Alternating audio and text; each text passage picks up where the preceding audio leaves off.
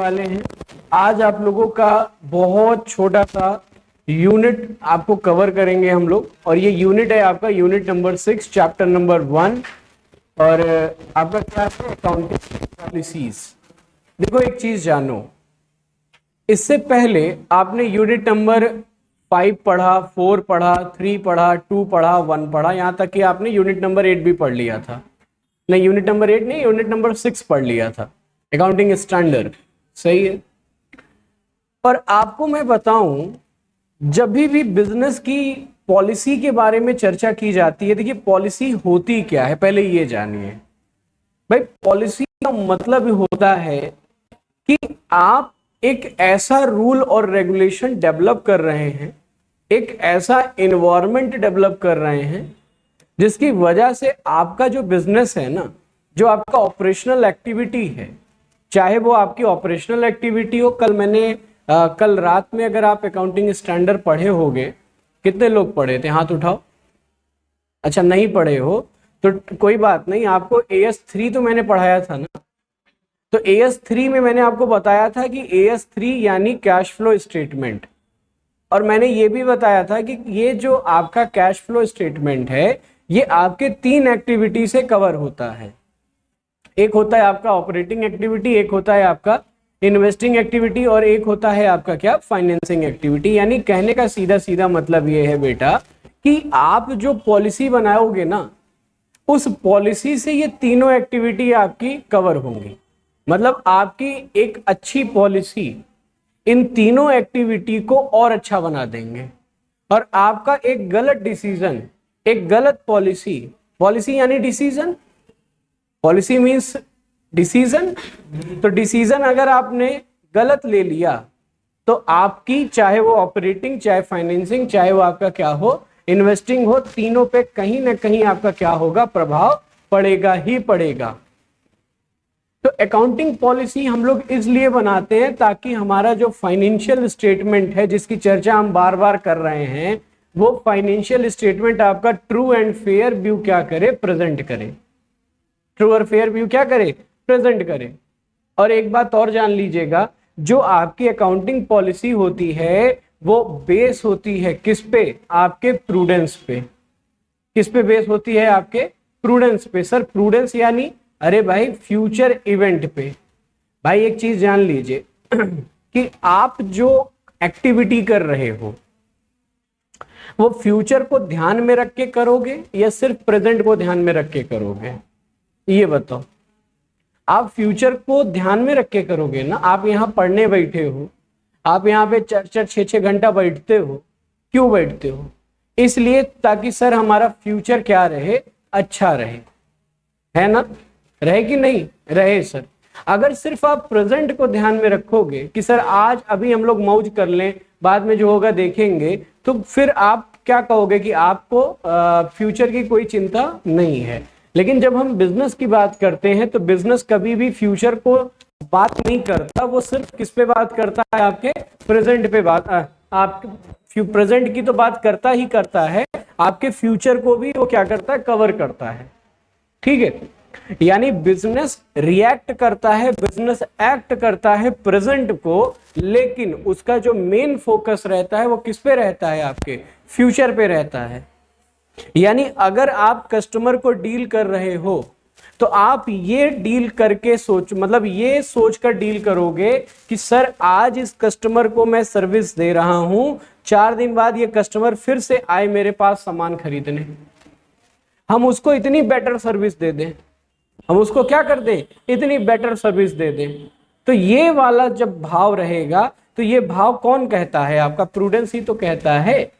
Prudence किसकी बात करता है, कहता है कि सर जो भी आपके फ्यूचर लॉस हैं, प्रूडेंस क्या कहता है कि जितने भी हमारे क्या है भाई, फ्यूचर लॉस है, जितने भी हमारे क्या है, फ्यूचर लॉस हैं, उन फ्यूचर लॉस को हमें क्या करना है, बोलो, उसके लिए क्या बनाना है, प्रोविजन बनाना है। और जितने भी हमारे क्या है, फ्यूचर प्रॉफिट है, उसको हमें क्या करना है, इग्नोर करना है। यही बातें हैं ना, कौन कहता है, आपका प्रूडेंस ही तो कहता है। अगला कहता है सब्सटेंट ओवर फॉर्म। सर ये सब्सटेंट ओवर फॉर्म क्या होता है? किसी को कुछ आइडिया है? Substance over form. अब एक चीज सुनो, सब्सटेंस ओवर फॉर्म का मतलब है बाबू यहां पे कि जो आप बुक्स ऑफ अकाउंट प्रिपेयर करेंगे, जो आप बुक्स ऑफ अकाउंट क्या करेंगे, प्रिपेयर करेंगे, उसको कैटेगराइज प्रिपेयर करेंगे, यानी कैटेगरी में बांट बांट के प्रिपेयर करेंगे। कैटेगरी में बांट बांट के मतलब, अगर आप एसिड साइड प्रिपेयर कर रहे हो, क्या बना रहे हो, एसिड साइड प्रिपेयर कर रहे हो, तो सब कुछ एक लाइन से ही नहीं लिखोगे, बल्कि आप एसिड साइड में क्या करोगे, सबसे पहला पार्ट आप क्या रखोगे, फिक्स एसिड्स का रखोगे, है ना, और दूसरा पार्ट क्या रखोगे आप अपना, करंट एसिड्स का रखोगे। दूसरा पार्ट किसका रखोगे आप, करंट एसिड्स का। फिक्स एसिड्स को फिर आप कितने भागों में कन्वर्ट करोगे, 2 भागों में कन्वर्ट करोगे।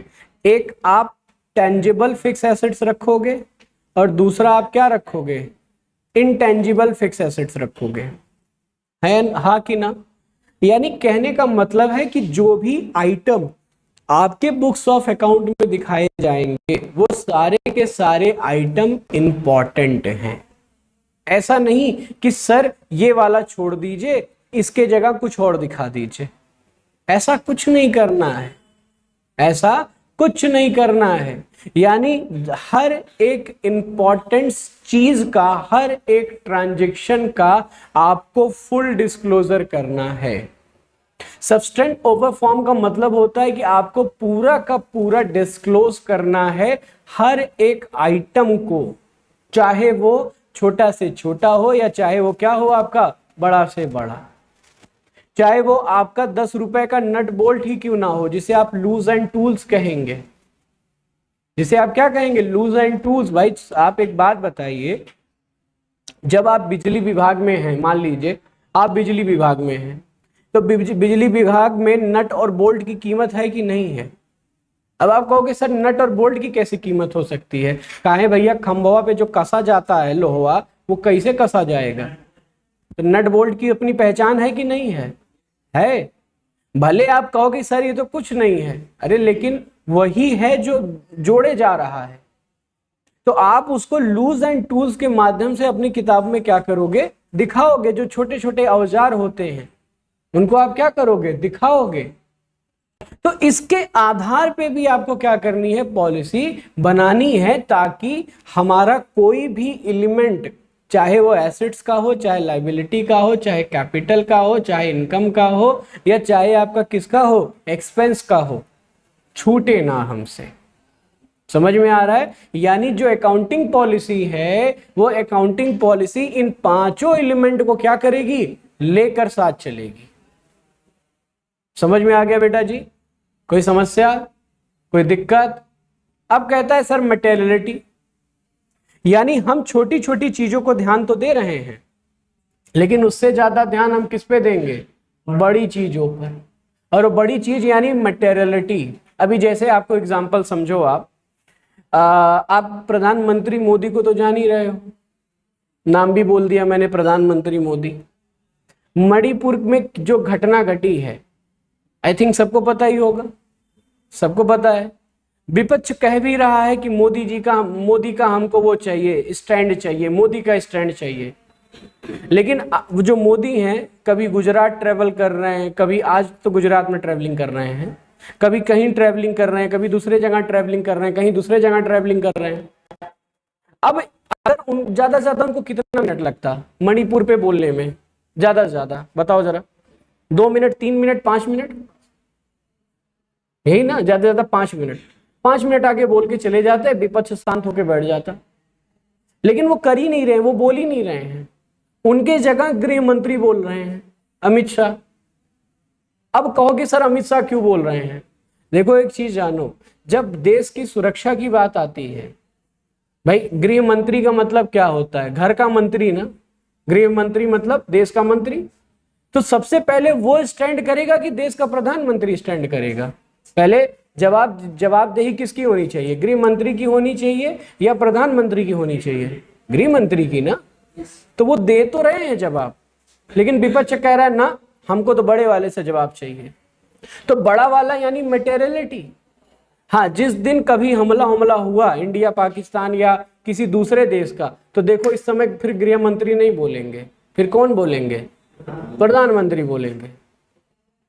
समझ में आ रहा है? यानी कहने का मतलब ये है कि हमको ट्रांजैक्शंस, चाहे हमारे छोटे ट्रांजैक्शंस हो चाहे हमारे बड़े ट्रांजैक्शंस हो, हमें सबको सबके आधार पे पॉलिसी बनानी है। जैसे मैं आपको बताऊं, आप लोग CA CS पढ़ रहे हो, अब आप कहोगे कि आप पढ़ा रहे हो सर? मैं हाँ पढ़ा रहे हैं। आज मैं आपको बताऊं, दोपहर में 2 घंटा मैंने क्लास 2 या एक बच्चा क्लास 2 का था, एक बच्चा 1 का था और एक ऐसे था, उसको खाली काका काका सिखाना था, उसको भी बैठ के सिखा रहा हूं मैं। अब सोचो कि मैं आपके साथ बैठ के CA वाली क्लास आपको पढ़ा रहा हूं और दोपहर के 12 बजे वो ABCD पढ़ा रहा हूं। अब आप कहोगे सर क्या है ये? इसका मतलब ये है कि भैया मैं छोटे स्टूडेंट को भी इंपॉर्टेंट दे रहा हूं और आप जैसे बड़े और काबिल स्टूडेंट को भी क्या दे रहा हूं? इंपॉर्टेंस दे रहा हूं। यानी मेरी जो पॉलिसी है वो सबके लिए है, मैंने सबके लिए बनाई है। ऐसा मैं नहीं कहूंगा है तू छोट लड़का जब 11 में आया तो पढ़ाई, जब CA में आई पढ़ाई, अरे तू हमरे लगे स्टूडेंट बन के आई, हम तो का पढ़ाई, चाहे जौन हम में आए वह पढ़ाई। मतलब भाई जो जो नॉलेज है मेरे पास वही मैं दूंगा ना। तो जब बिजनेस की पॉलिसी की बात की जाएगी तो मैंने क्या कहा कि फ्यूचर को ध्यान में रखकर बनाना है। मैंने कहा कि छोटे छोटे एलिमेंट को भी आपको दिखाना है और आपके जो लॉन्ग एलिमेंट हैं, मतलब जैसे जो मेटेरियलिटी वाले हैं, उनको भी आपको क्या करना है बेटा? डिस्क्लोज करना है। तो 1 नंबर का सवाल यहाँ से पूछा जाएगा कि अकाउंटिंग पॉलिसी जो सिलेक्ट की जाती है वो किस बेस पे की जाती है। तो आप इन 3 एलिमेंट का क्या लिख देना? नाम लिख देना। पहला क्या है? प्रूडेंस, दूसरा क्या है? सब्सटेंट ओवर फॉर्म, और तीसरा क्या है आपका? मटेरियलिटी। बताओ समझ में आया कि नहीं आया? आओ देखो पढ़ लेते हैं। कहता है accounting policy refer to the various accounting principle and method. ये अंडरलाइन कर लीजिएगा, इसको लिख लीजिएगा कि जैसे मान लीजिए आपसे 1 नंबर का सवाल पूछे कि जरा बताओ अकाउंटिंग पॉलिसी क्या होती है, जरा बताओ अकाउंटिंग पॉलिसी क्या होती है, तो आप सीधा कहना कि sir accounting policy is a specific accounting principle and method. तो मैं भी तो यही बता रहा था, पॉलिसी का मतलब क्या है? Principle and method.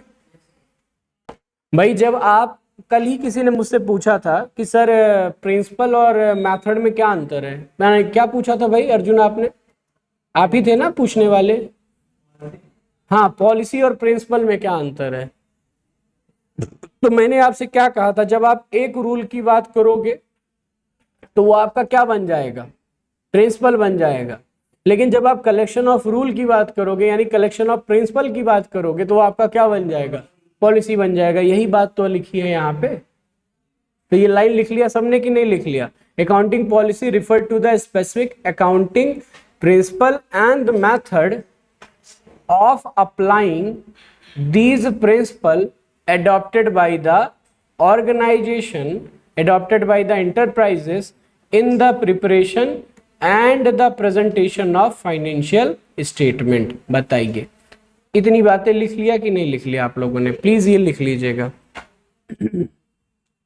यानी जो हम पॉलिसी बनाते हैं, जो प्रिंसिपल्स बना अब अडॉप्ट करते हैं हम, भाई सुमित, हम उसे क्यों अडॉप्ट करते हैं? इसलिए ताकि सर हम अपने फाइनेंशियल स्टेटमेंट को क्या करें भाई?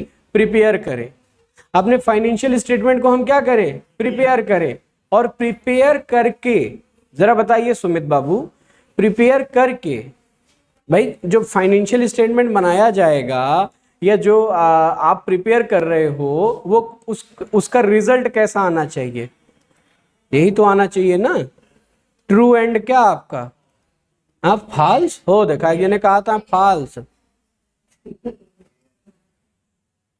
भैया ऐ का दिमाग दिन पीक बैठा है का?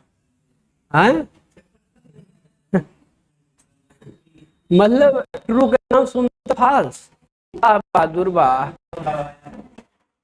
तुमको देख कर ना हमारे मन में एक दोहा याद आ जाता है, कबीरा सारा रारा। ठीक है। अब आओ देखो, हो गया सबका नोट? देखो बेटा क्या लिखा है, ए भैया सामने देखो, देखो बेटा कहता है policies are based on the various concept. देखिए policies are based on the various accounting concepts, principle and convention that have already been explain in the unit 2 of the chapter 1। बताइए पढ़ाया था कि नहीं पढ़ाया था? पढ़ाया था कि नहीं पढ़ाया था? अब आप कहोगे सर जी हमको याद है नहीं कि आपने पढ़ाया था।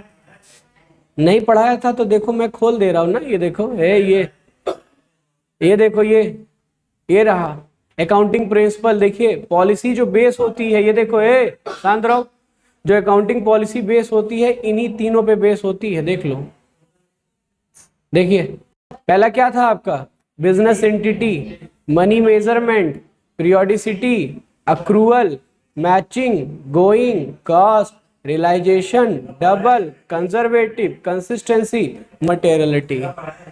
देखिए देखिए आप जैसे छात्र मुझे पहली बार नहीं मिले हैं, बहुत पहले से मिलते आ रहे हैं। जिनको आज पढ़ाओ 2 दिन बाद पूछो तो कहेंगे कब पढ़ाए रहा, मतलब अपन गलती देवे ना करी है। बेटा अगर हम ना पढ़ाए हो तो मैं वो सब ना लाग होए ना, देखा देखा ना लाग होए, देखा लिखा उखा तो हम अपने आप का पढ़ाए ना, देख लिया। वाह, इसका इस चैप्टर का नोट्स किसका किसका तैयार है भाई, हाथ उठाओ। तुम्हारा नोट्स बिना हुए कैसे तैयार हो गया?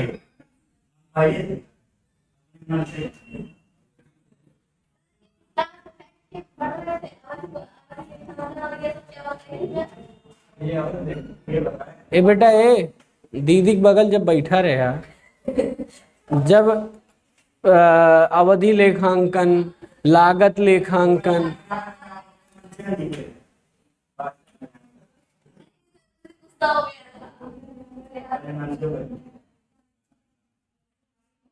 रुका 1 मिनट, हम रिकॉर्डिंग बंद कर लिए।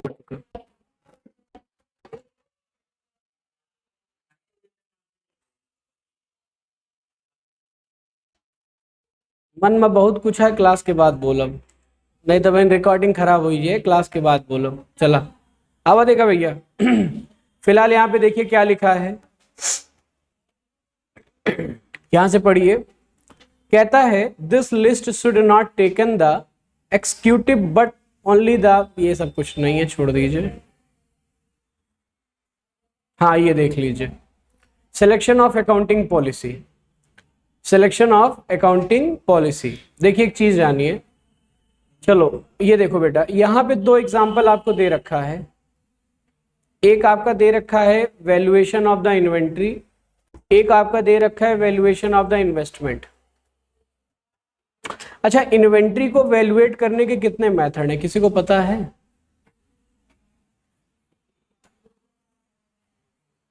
शायद कल या परसों की क्लास में हमने बताया है। एक था आपका फीफो, एक था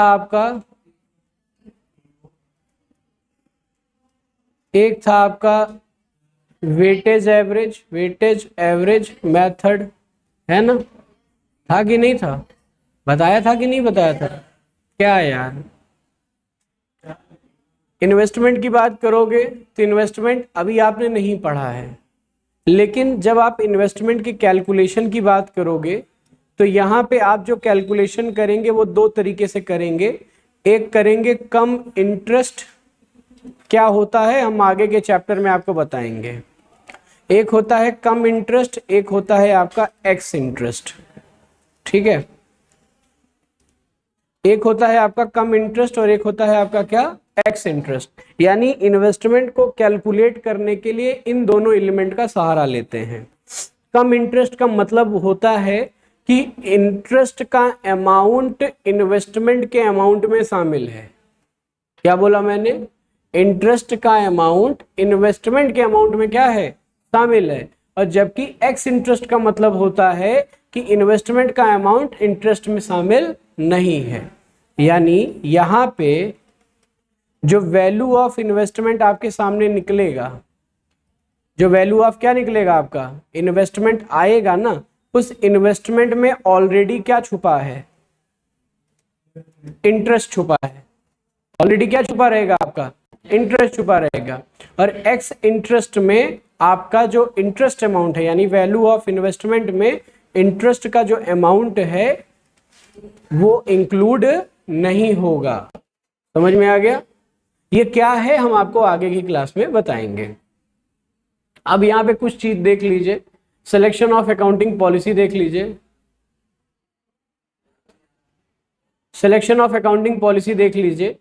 कहता है choose of the accounting policy is the important policy decision which affect the performance measurement as well as the financial position of the business entity.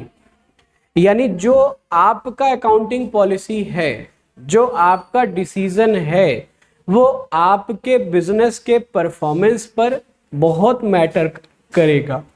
और बिजनेस का परफॉर्मेंस मतलब मैंने आपसे क्या कहा था कि policy effect the operating activity, policy effect the investing activity, policy effect the financing activity. यानी ये जो आपका परफॉर्मेंस, हाँ, ये जो आपका परफॉर्मेंस यहाँ पे दिखाया जा रहा है, ये परफॉर्मेंस आपके लिए किसके लिए है, ऑपरेटिंग एक्टिविटी से संबंधित है कि नहीं है? किससे संबंधित है? आपके ऑपरेटिंग से। और ये जो फाइनेंशियल पोजीशन है, अच्छा एक बात बताओ, फाइनेंशियल पोजीशन कैसे फाइंड आउट की जाती है? अब आप कहोगे कि सर फाइनेंशियल पोजीशन हमारे बैलेंस शीट से फाइंड आउट होती है, और बैलेंस शीट में कितने एलिमेंट दिखाए जाते हैं? एक तो आपका इन्वेंट्री वाला, एक तो आपका एसेट्स वाला दिखाया जाता है ना। एक एलिमेंट कौन सा है आपका, बोलिए जरा? एसेट्स ना। और दूसरा क्या है आपका, लाइबिलिटी। अच्छा एक बात बताओ, एसेट से रिलेटेड कौन सी एक्टिविटी है? इन्वेस्टिंग एक्टिविटी है ना। और लाइबिलिटी रिलेटेड कौन सी एक्टिविटी है आपकी? फाइनेंसिंग एक्टिविटी है कि नहीं है? बताइए जरा। यही चीजें तो मैंने बताई कि आपकी जो पॉलिसी है, वो पॉलिसी आपके ऑपरेटिंग यानी आपके फाइनेंशियल परफॉर्मेंस, आपके इन्वेस्टिंग एज वेल एज क्या, आपके फाइनेंसिंग यानी आपके क्या, फाइनेंशियल पोजीशन, दोनों पे इफेक्ट करेगा। एक गलत पॉलिसी अगर आपने ले लिया, गलत पॉलिसी अडॉप्ट कर लिया, तो ये मान के चलिए कि आपका बेड़ा गर्क हो जाएगा। और अगर आप सेम पॉलिसी लेकर चलते हैं सबके लिए, तो आपका बेड़ा क्या होगा, पार होगा कि नहीं होगा? अब देखिए हमारे देश के जो राजनेता हैं, जितने भी नेता मंत्री या जो भी अगड़म बगड़म लोग हैं, वो किस तरीके की राजनीति करते हैं? बताइए जरा। वो देश के लिए राजनीति करते हैं या अपने लिए राजनीति करते हैं? है? अगर देश के लिए करते ना, तो विपक्ष में कम से कम 20 ठे लोग नहीं बैठते। वो देश के लिए नहीं कर रहे हैं, वो सिर्फ अपने आप को बचाने के लिए जाके मिले हैं। बेटा भीड़ में वही लोग खड़े होते हैं जो अपनी पहचान नहीं बना पाते, और पहचान बनाने के लिए ईमानदार होना पड़ता है। गुडविल की डेफिनेशन क्या कहती है कि goodwill is the good name of the business which is the come from the hard work and honesty. अगर आप ईमानदार हैं, अगर आप मेहनती हैं, तो आपका नाम बनेगा कि नहीं बनेगा? और ना तो आप ईमानदार, ना तो आप मेहनती, तो भैया 5 साल बाद हमें भी तो एक मौका मिलता है ना। कई साल झेलेंगे तुमको? हमारे चाचा के लड़के थोड़ो ना हो तुम यार, या हमारे मौसी के रिश्तेदार थोड़ो ना हो कि चलो आओ जबरदस्ती कपारे पे ढोले तुमको। मौका मिलेगा पलट देंगे, और पलटते भी तो हैं। तो कहने का सीधा मतलब है, गलत पॉलिसी ले लेंगे आप तो बिजनेस खराब हो जाएगा, अच्छी पॉलिसी ले लेंगे बिजनेस आपका क्या हो जाएगा, बढ़ जाएगा। यही चीज यहाँ पे लिखी गई है। फिर क्या कहता है, देखिए लिखा भी है वही, कहता है कि selection of the inappropriated accounting policy में lead to understatement and आपका क्या, overstatement of the performance of the financial position. गलत सलत पॉलिसी अडॉप्ट करोगे तो ओवर स्टेटमेंट और अंडर स्टेटमेंट वाला पॉइंट आपके सामने आएगा। अब एक चीज सुनो, कभी कभी आपके सामने एक शब्द आएगा ओवर वैल्यूएशन, नाम सुने हो कभी? ओवर वैल्यूएशन नाम सुने हो कभी कि नहीं सुने हो जीवन में? बताओ जरा, सुने हो? ये ओवर वैल्यूएशन और अंडर वैल्यूएशन की कहानी क्या है, किसी को पता है? आओ बताते हैं। देखो, ओवर वैल्यूएशन और अंडर वैल्यूएशन की कहानी देखो। ओवर वैल्यूएशन, अगर ओवर वैल्यूएशन आपके इनकम से रिलेटेड है और या आपका ओवर वैल्यूएशन आपके किससे रिलेटेड है? एक्सपेंस से रिलेटेड है। देखो, ओवर वैल्यूएशन का मतलब कि आपको दिखाना था कम, मतलब दिखाना था 100 रुपया, जैसे आपका एक्चुअल है मान लीजिए 1000 रुपया। ओवर का मतलब आप ज्यादा दिखा रहे हैं, ठीक है। अब इसी को आप समझो, अगर आपने ओवर वैल्यूएशन इनकम का कर दिया, अगर आपने ओवर वैल्यूएशन किसका कर दिया, तो इसका मतलब आपका नेट प्रॉफिट बढ़ गया कि नहीं बढ़ गया? बताइए, नेट प्रॉफिट बढ़ गया। और अगर नेट प्रॉफिट आपका बढ़ा तो इसका मतलब है कि आपकी जो फाइनेंशियल पोजीशन है वो बढ़ गई कि नहीं बढ़ गई? बढ़ गई ना। और ये फाइनेंशियल पोजीशन कौन सी वाली है? फेक वाली है ना। फेक वाली मतलब गलत जानकारी दे रहे हो आप ना, कि सही दे रहे हो आप? गलत जानकारी दे रहे हो। ठीक उसी प्रकार अगर आपने ओवर वैल्यूएशन किसका कर दिया? एक्सपेंस का। तो अगर आपने ओवर वैल्यूएशन एक्सपेंस का कर दिया तो आपके नेट इनकम पे क्या प्रभाव पड़ेगा? नेट प्रॉफिट के क्या प्रभाव पड़ेगा? आपका नेट प्रॉफिट घट गया कि नहीं घट गया? और अगर आपका नेट प्रॉफिट घटा तो इसका मतलब कि आपका जो फाइनेंशियल पोजीशन है वो भी तो घट जाएगा। फाइनेंशियल पोजीशन यानी बेटा बैलेंस शीट। फाइनेंशियल पोजीशन यानी क्या? आपकी बैलेंस शीट, वो भी तो घट जाएगी।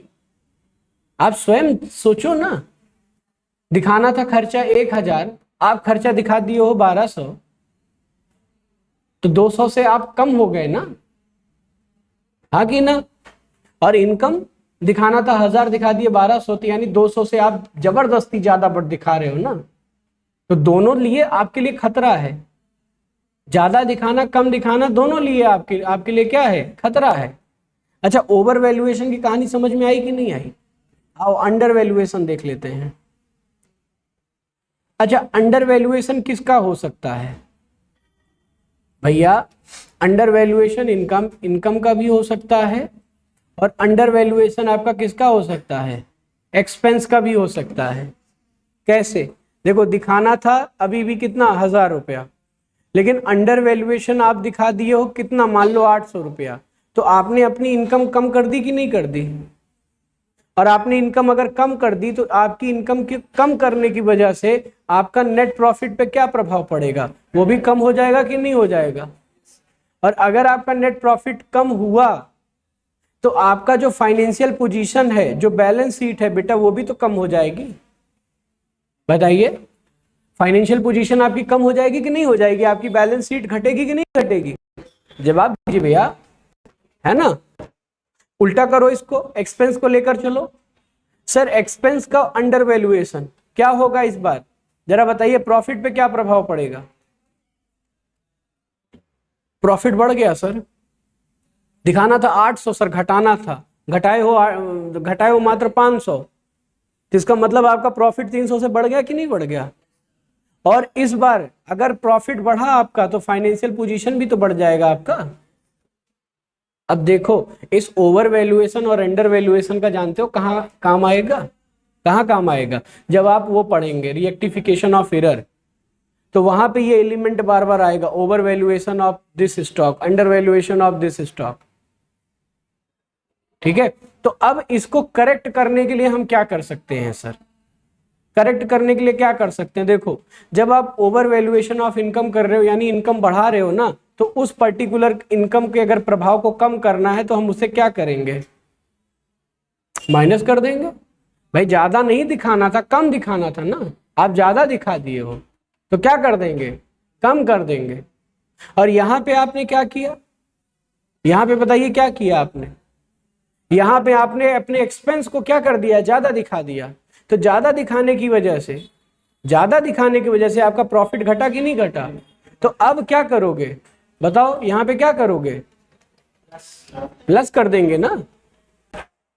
चीजें समझ में आ रही कि नहीं आ रही हैं? सारा कॉन्सेप्ट यहीं पे डालिए, सारा दिमाग यहीं पे। फिर उसके बाद इसमें बताओ, इसमें क्या करेंगे, अंडर वैल्यूएशन ऑफ इनकम, यहाँ पे क्या करेंगे सर?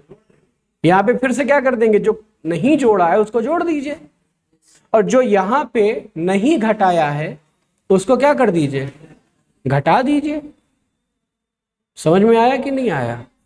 Very good. चलो इसको भी बाद में नोट कर लेना, ठीक है। तो चीजें समझ में आ गई। ये पैराग्राफ पूरा समझ में आ गया कि नहीं आ गया? ये पैराग्राफ समझ में आ गया भैया? चलिए बहुत सुंदर, पढ़िए पढ़िए एक बार जरा। कहता है दस the accounting policy should be selected with due care after considering it effect in the financial performance of the business enterprises from the angle of the various user of the account. यानी हम accounting policy उस आधार पर prepare करेंगे जिस आधार पर हमारा financial performance अलग अलग यूजर के लिए क्या रहे, अलग अलग यूजर के लिए क्या रहे, हेल्पफुल रहे। क्योंकि यूजर की कहानी यहाँ पे इंटरनल और एक्सटर्नल से है। यानी इंटरनल जो व्यवसाय से संबंधित है, एक्सटर्नल यानी जो आपके किससे संबंधित हैं, आपके डायरेक्टली संबंधित हैं या इनडायरेक्टली संबंधित हैं। देखो जो इंटरनल होते हैं वो डायरेक्टली रिएक्ट करते हैं, और जो एक्सटर्नल होते हैं वो क्या होते हैं, इनडायरेक्टली होते हैं, है ना। चलिए आगे देखिए। इतनी बातें समझ में आ गई बेटा? चलिए फिर उसके बाद आपसे ये सवाल पूछा जाता है कि change in the accounting policy, change in accounting policy, ये AS5 का कॉन्सेप्ट है। किसका कॉन्सेप्ट है आपका? ये AS5 का कॉन्सेप्ट है। तो अगर आपने AS5 नहीं पढ़ा है तो आज रात 9 बजे जुड़ जाइएगा AS5 पढ़ने के लिए। कल पढ़ा था कि नहीं पढ़ा था? पढ़ा नहीं था, ठीक है, कोई बात नहीं। तो जिन लोगों ने नहीं पढ़ा है वो आज पढ़ लेंगे। नहीं हो गया, AS5 हो गया है हमारा आज, हाँ हो गया है। AS7 हम पढ़ चुके थे, AS8 आज स्टार्ट करेंगे, ठीक है। 10 हम पढ़ा चुके हैं। तो ऑनलाइन अगर आप पढ़ना है रात में तो आप जुड़ सकते हैं पढ़ने के लिए। फिलहाल change in accounting policy, this is the last topic of this chapter. क्या अकाउंटिंग पॉलिसी को भी चेंज किया जा सकता है? तो आंसर है हाँ, सिर्फ 2 सिचुएशन में। सिचुएशन नंबर 1 क्या, it is a required by some status और compliance with the accounting standard, यानी अकाउंटिंग स्टैंडर्ड के चेंज होने पर। यानी क्या है सर, समझो ध्यान से। पहले जो अकाउंटिंग स्टैंडर्ड होते थे वो 31 होते थे, अब अकाउंटिंग स्टैंडर्ड जो प्रेजेंट में है वो सिर्फ 29 है। तो सपोज करो हम फॉलो कर रहे थे अकाउंटिंग स्टैंडर्ड 30, तो ICAI ने कहा बेटा एक बार जरा देख कर आओ क्या कर रहे हैं ये लोग।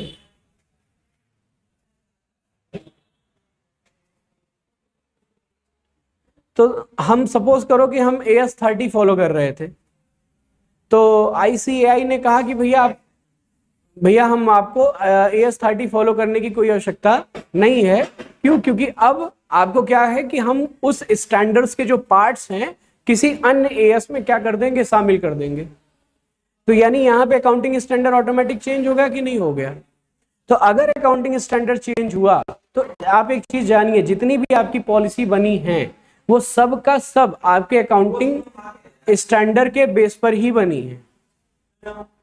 जो आपकी अकाउंटिंग पॉलिसीज हैं वो किसके बेस पे बनी हैं? आपके स्टैंडर्ड्स के ही बेस पे बनी है। भाई आप एक बात बताओ, चलो मैं आपको एग्जांपल देता हूं, चलो आओ देखते हैं। चैप्टर 2 एक बार देख लेंगे। चैप्टर 2 में ये डायग्राम तो सबको याद होगा, कौन वाला? ये वाला देखो, ये डायग्राम याद है कि नहीं याद है? याद है कि नहीं याद है? याद है ना। तो अब इस डायग्राम में कौन कौन से AS कवर हैं बताइए, किसी को कुछ पता हो तो।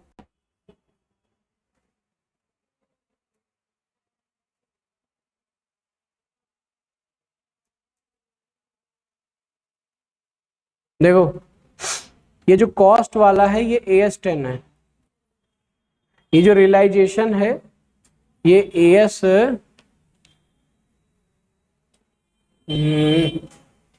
नहीं 7 तो कॉन्ट्रैक्ट वाला है, रियलाइजेशन वाला शायद AS वो देखिए जरा 9 है कि क्या है, नहीं चेक करिए जरा, 9 है ना, AS 9 है, ठीक है। उसके बाद मनी मेजरमेंट आपका पीरियोडिसिटी, अक्रूवल आपका कौन सा है, वो वाला जिसमें हम एक साथ लेते थे, ये आपका अक्रूवल और रियलाइजेशन ये एक साथ आएगा आपका 9 में ही आएगा, 9 में ही आएगा, ठीक है। तो रेवेन्यू रिकॉर्गनाइजेशन यही तो अक्रूवल वाले पे ही तो चलता था, जिसमें कहता था कि हम कैश के साथ साथ नॉन कैश वाले को भी रिकॉर्ड करेंगे, है कि नहीं है भैया, ठीक है। और इसमें भी कई सारे अभी प्रिंसिपल्स हैं, जैसे फुल डिस्क्लोजर प्रिंसिपल वो AS1 के साथ जाता था, जैसे इन्वेंट्री वैल्यूएशन वो AS2 के साथ जाता था। तो जितने भी आपके अकाउंटिंग पॉलिसीज बनाई जाती हैं बेटा ना, वो सब का सब आपके किसके द्वारा बनाई जाती हैं, बेस रखे जाती हैं किसके साथ, अकाउंटिंग स्टैंडर्ड के साथ, क्या कहती हैं वो, मैच करती हैं, ठीक है।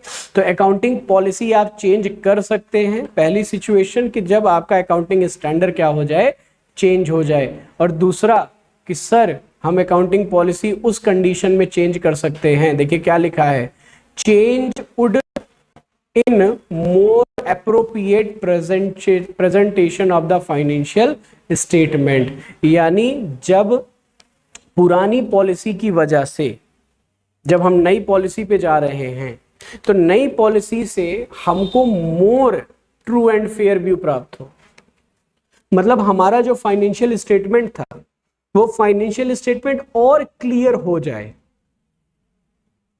और बेटर अंडरस्टैंड हो जाए। देखो एक चीज जानो, जब मैंने आपको एक पॉइंट पढ़ाया था फीचर ऑफ फाइनेंशियल स्टेटमेंट, याद है, फीचर ऑफ फाइनेंशियल स्टेटमेंट जिसमें रिलायबिलिटी था, रेलेवेंस था, कंपेरेबिलिटी था, अंडरस्टैंडेबिलिटी था, there are the four basic feature, reliability, relevance, understandability, comparability, है ना, to express the true and fair view. तो आप दूसरी सिचुएशन यानी जब हमारा प्रॉफिट एंड लॉस, हमारा बैलेंस शीट ज्यादा ट्रू एंड फेयर व्यू देने लगे न्यू पॉलिसी की वजह से, तो हम ओल्ड पॉलिसी को क्या कर सकते हैं, छोड़ सकते हैं। तो ये दो सिचुएशन है, आपसे 2 नंबर का सवाल इसमें पूछा जा सकता है कि बताइए वो कौन सी सिचुएशन है जब हम अकाउंटिंग पॉलिसी चेंज करेंगे। तो पहली सिचुएशन आप ये लिख दीजिएगा, it is a required by some status, status का मतलब लॉ है, स्टेटस का मतलब यहाँ पे आपका किससे है, आपका लॉ से है, किससे मतलब है बेटा, आपके लॉ से है, लॉ या फिर आपका क्या, अकाउंटिंग स्टैंडर्ड, ठीक है। समझ में आ गया बेटा, कोई दिक्कत बताओ, समझ में आ गया। चलो ये चैप्टर भी यहीं पे आपका क्या होता है, समाप्त होता है। तो चलिए फिर हम आपको इसको लिखा देते हैं, क्या एग्जाम्पल अब इसमें यार लिखा है, if cost formula used in the inventory valuation change from the weightage average to FIFO, यानी वेटेज एवरेज मेथड से हम किस पे चले गए, फीफो से चले गए, फीफो से लीफो पे चले गए, लीफो से हीपो पे चले गए। कर सकते हैं, ऐसा नहीं कि नहीं कर सकते। बेटा जब ये पढ़ोगे, जब ये ऊपर वाला पढ़ोगे तो नीचे वाला नहीं आएगा, ये ऊपर वाले से ही तो रिलेट कर रहा है, नीचे वाला एग्जाम्पल। जी भैया समझ में आ गया कि नहीं आ गया। तो एक बार जल्दी से अकाउंटिंग पॉलिसी फिर से रिवाइज कर लेते हैं। मैंने आपको बताया कि अकाउंटिंग पॉलिसी जो बेस होती है वो किस पे बेस होती है, किस बेस पे करेंगे हम, प्रूडेंस यानी फ्यूचर को लेकर, सबस्टैंड का मतलब कि छोटी छोटी चीजों को लेकर, और मटेरियल का मतलब बड़ी बड़ी चीजों को भी लेकर है। जो अकाउंटिंग पॉलिसी अडॉप्ट की जाएगी वो इसलिए अडॉप्ट की जाएगी ताकि हमारा फाइनेंशियल स्टेटमेंट आपका ट्रू एंड फेयर व्यू क्या करे, प्रेजेंट करे, और फिर उसके बाद सिलेक्शन ऑफ अकाउंटिंग पॉलिसी। तो आपको वो पॉलिसी अडॉप्ट करनी है जिसकी वजह से आपका ऑपरेटिंग, इन्वेस्टिंग, फाइनेंसिंग तीनों एक्टिविटी अच्छे से क्या करे, रन करे। चेंज इन अकाउंटिंग पॉलिसी कब कर सकते हैं? तो दो सिचुएशन में हम अकाउंटिंग पॉलिसी चेंज कर सकते हैं, जब लॉ कहे या अकाउंटिंग स्टैंडर्ड कहे, या फिर जब मोर बेटर रिजल्ट हमारे सामने आ जाए। बताइए समझ में आ गया कि नहीं आ गया? तो इसी के साथ आपका ये चैप्टर भी क्या होता है, खत्म होता है। क्वेश्चंस देख लेते हैं इसके हम। जो थ्योरेटिकल क्वेश्चन देखिए कैसे आया है। थ्योरेटिकल क्वेश्चन यहाँ पे पूछा है कि define the accounting policy in a brief, यानी जो डेफिनेशन मैंने लिखी है वो डेफिनेशन आप लिख देंगे जो आपको अंडरलाइन करवाया है। फिर कहता है कि आइडेंटिफाई द फ्यू एरिया है, इधर देखिए भैया, कहता है identify the few area where in the accounting policy are frequently encountered. कौन कौन से वो एरिया हैं जहां पे हम अकाउंटिंग पॉलिसी अडॉप्ट करते हैं? तो valuation of stock, valuation of the investment, valuation of the fix assets. आप यहाँ पे ये क्या कर सकते हैं, लिख सकते हैं वैल्यूएशन ऑफ स्टॉक, फिर वैल्यूएशन ऑफ इन्वेस्टमेंट,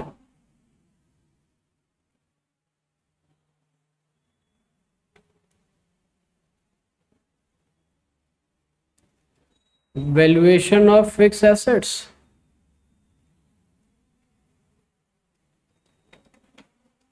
ठीक। बताइए समझ में आ गया? और देखिए दूसरा क्वेश्चन जो बार बार मैं आपसे कह रहा था कि पॉलिसी आप कब चेंज करेंगे, देखिए लिखा है ना, चेंज इन अकाउंटिंग पॉलिसी में have the material effect on the item of the financial statement. तो आप इस क्वेश्चन का आंसर क्या लिखेंगे कि organisation change the accounting policy in the following case. पहला, when law is required or accounting standard is required. Second, more true and fair view obtained from the new policy adopted. और then उसके बाद वो example आप कोई भी क्या कर सकते हैं, दे सकते हैं, या ये जो एग्जाम्पल आपका इसमें दिया है ये एग्जाम्पल भी आप यहाँ पे क्या कर सकते हैं, लिख सकते हैं। ये पढ़ लीजिएगा एक बार एग्जाम्पल आप, ठीक है भैया? कोई दिक्कत हो गया? चलिए फिर, तो आज के लिए फिलहाल इतना ही। अभी हम लोग अगले वाले को भी देख लेते हैं, ठीक है? तो फिलहाल आज के लिए इतना ही। अब हम मिलेंगे नेक्स्ट क्लास में, तब तक के लिए आप सभी अपना बहुत बहुत ख्याल रखिए।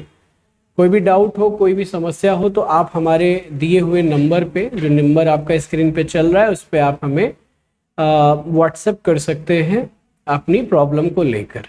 ख्याल रखिए आप सभी अपना। जाने से पहले लेक्चर को लाइक, शेयर, कमेंट, और चैनल पे अगर आपने सब्सक्राइब नहीं किया है चैनल को तो चैनल को भी आप सब्सक्राइब कर लीजिएगा। ख्याल रखिए आप सभी अपना। हर हर महादेव, जय श्री राम।